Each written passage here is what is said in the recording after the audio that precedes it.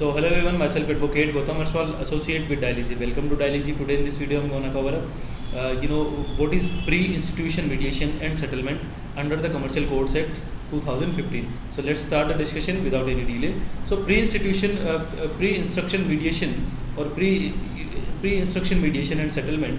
The Act provides for mandatory pre-institution mediation and settlement except when there is an interim urgency.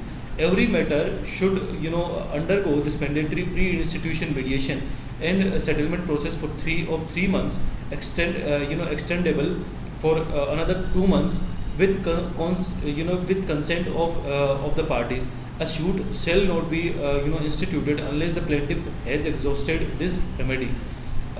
When the matter is not settled in the pre-institution mediation, only then will it come before the commercial courts. The period occupied in pre-institution mediation shall not be computed for the purpose of limitation.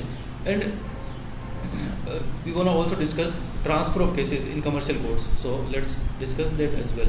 The Act provides all suits and applications relating to a commercial dispute of a specified value are pending. The very first is it shall be transferred to the commercial division of a high court where a commercial division has been constituted. The second one is such commercial court shall have jurisdiction of the same.